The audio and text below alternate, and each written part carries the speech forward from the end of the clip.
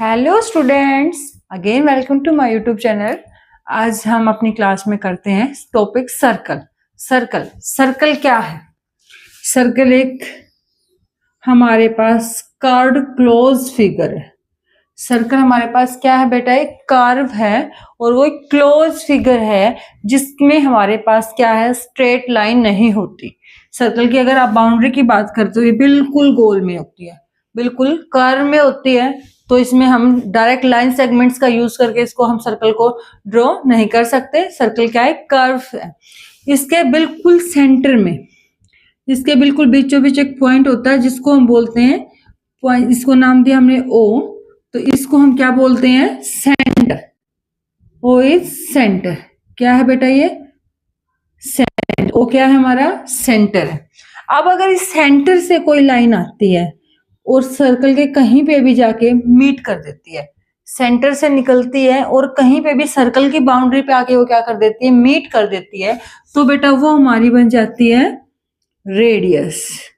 वो हमारी बन जाती है रेडियस, बन जाती है ओ आर। ओ आर यहाँ पे हमारी क्या बन गई?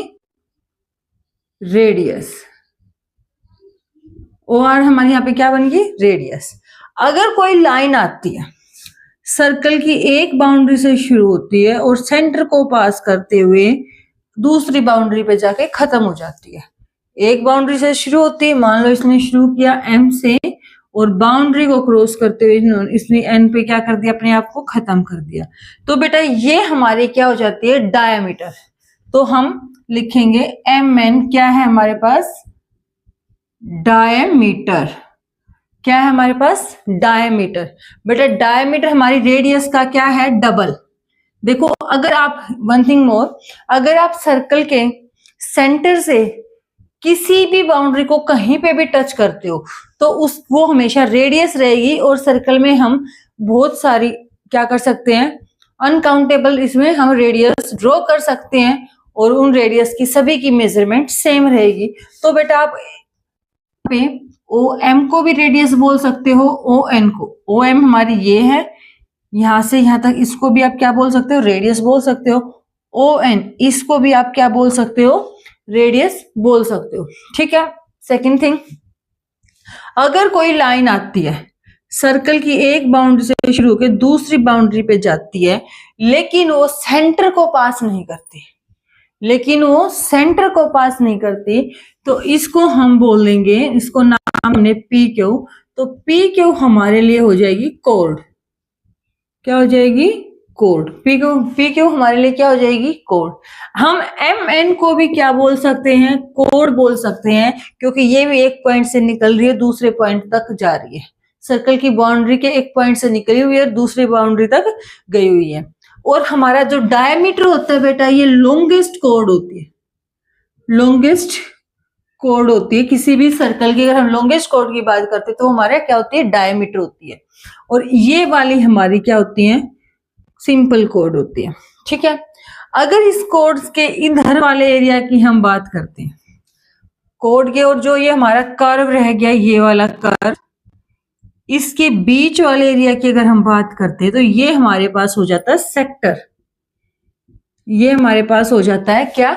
सेक्टर। ओके।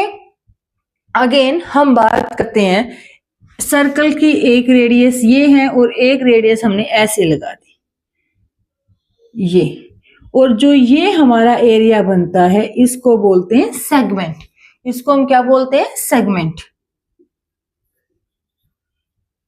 सेगमेंट। ठीक है। ये हमारा क्या हो जाएगा बेटा? सेगमेंट। अगर कोई एक लाइन आती है और सर्कल की सिर्फ बाउंड्री को ऐसे टच करके निकल जाती है, सिर्फ टच करके निकलती, नहीं तो सर्कल के अंदर से पास होते, नहीं सर्कल के बाहर से, बिल्कुल सर्कल की बाउंड्री को एक पॉइंट पे टच करती है, उसको हम बोलते हैं टेंजेंट। सर्कल के क्या है? सिर्फ पॉइंट को टच करेगी। ये हमारा सर्कल है, इसके ऐसे आएगी कि वो सिर्फ एक पॉइंट पे टच करेगी, उसको बोलेंगे हम क्या? टेंजेंट। उसको हम क्या बोलेंगे बेटा? टेंजेंट बोलेंगे।